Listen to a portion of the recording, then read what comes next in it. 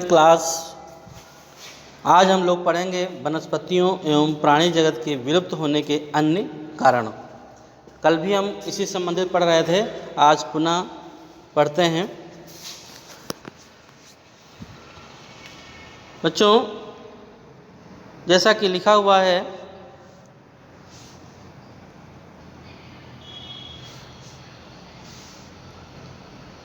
वनस्पतियों एवं प्राणी जगत के विलुप्त होने के अन्य कारण। अन्य कौन से कारण हैं जिनके द्वारा ये जो है और विलुप्त हो रहे हैं?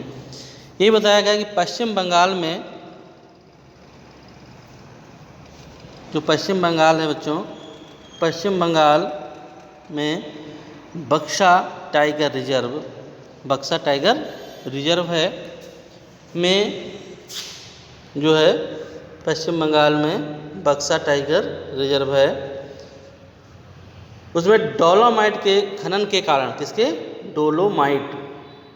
डोलोमाइट के खनन के कारण गंभीर खतरे में आ गई है। कई प्रजातियां इसमें जो है डोलोमाइट के खनन के कारण जो है समस्या में आ गई हैं। जो कई प्रजातियों के प्राकृतिक आवासों को नुकसान पहुंचाया गया है। कई जातियों जिसमें भारतीय हाथी भी शामिल है कि आवागमन के मार्ग को भी बाधित किया है। कौन? डोलोमाइट के खनन के कारण जो है ये समस्याएं उत्पन्न हुई हैं। आगे बच्चों बताया गया है, वन अधिकारी और पर्यावरणविद, यानी को जो पर्यावरण में विशेष ज्ञान रखते हैं वही पर्यावरणविद कहलाते हैं। पर्यावरणविद यह मानते हैं कि वन संसाधनों की बर्बादी में पशुचारण और ईंधन के लिए लकड़ी कटाई मुख्य भूमिका निभाते हैं। यानी जो पर्यावरण को नुकसान पहुंचाया जा रहा है, जिसका प्रमुख कारण बता दिया गया है कि पशुओं के चराने के लिए और जलाने के जो लकड़ी इकट्ठा लोग करते हैं, इसके कारण जो है वनस्पतियों को नुकसान पहुंचता है। आगे बताया गया कि वन पारिस्थितिकी, क्या बच्चों? वन पारिस्थितिकी तंत्र देश के मूल्यवान वन पदार्थों, खनिजों और अन्य संसाधनों के संचय कोष हैं, जो तेजी से विकसित होती औद्योगिक शहरी अर्थव्यवस्था की मांग की पूर्ति के लिए महत्वपूर्ण हैं। जैसा कि आपने देख लिया कि बहुत से ऐसे कारण हैं जिनके द्वारा जो है वनस्पतियों एवं प्राणी जगत के विलुप्त होने के कारण हो चुके हैं, क्योंकि सबसे ज़्यादा नुकसान पहुंच रहा है वो वनों के पहुंच रहा है ना। अब जो बहुत सारे ऐसे हमारे पशु पक्षी हैं जो उनका आवासीय वन होता है, वन में ही रहते हैं, जो कि पशुओं के चरने के लिए और लकड़ी जलाने के लिए लोग काट ले जाते हैं, जिससे वन क्या हो गए? धीरे धीरे नष्ट हो गए। इसके साथ साथ औद्योगिकरण के कारण वनस्पतियाँ हमारी नष्ट हो गई हैं। झूम खेती, जो कि हमने कल ही बताया था, झूम की खेती के कारण जो हमारी वनस्पतियाँ और वन जो जंगल नष्ट किए जाते हैं। ये कई सारे कारण हैं। आगे बच्चों देखते हैं, हिमालयन यव संकट में। जो हिमालयन यव है वो क्या है? एक जो है पौधा है या पेड़ है, वो क्या है? संकट में है। संकट का मतलब है लुप्त होने के कगार पे है। देखते हैं बच्चों क्या है ये हिमालयन यव। हिमालयन यव एक औषधीय पौधा है। कौन सा पौधा है बच्चों? औषधीय। औषध का मतलब था दवाई, यानी कि ऐसा ये पौधा जिससे दवाई बनती है या किसी मर्ज में काम आता है पौधा। बताया गया है यह चीड़ की तरह, किसकी तरह बच्चों? यह चीड़ क्या है? चीड़ भी एक पेड़ होता है। चीड़ की तरह सदाबहार वृक्ष है।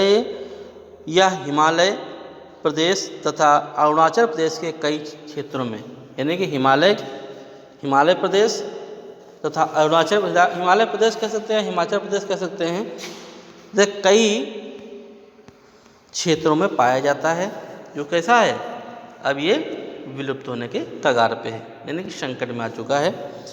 हिमालयन यव की छाल, पत्तियों, टहनियों तथा जड़ों से टकसोल, कौन सा बच्चों, टकसोल नामक रासायनिक पदार्थ स्रावित होता है। टकसोल नामक रासायनिक पदार्थ स्रावित होता है, किससे, हिमालयन यव से, जिससे कैंसर के उपचार में सहायता मिलती है। किसमें सहायता मिलती है बच्चों, ये औषधि पौधा है ना, किस मर्ज में काम आता है, ये कैंसर के मर्ज में काम आता है, कैंसर के उपचार में सहायता मिलती है, किससे, हिमालयन यव से। आगे बच्चों बताया गया, इससे निर्मित दवा विश्व में सर्वाधिक बिकने वाली औषधि है।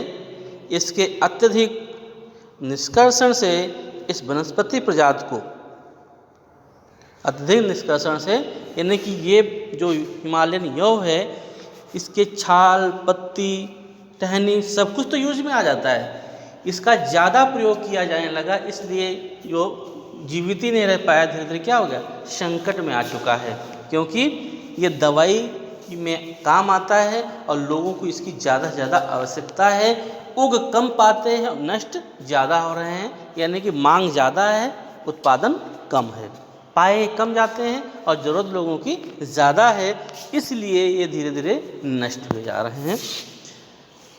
निष्कर्षण से इस वनस्पति प्रजाति को अत्यधिक खतरा पैदा हुआ है, अत्यधिक खतरा पैदा हुआ है।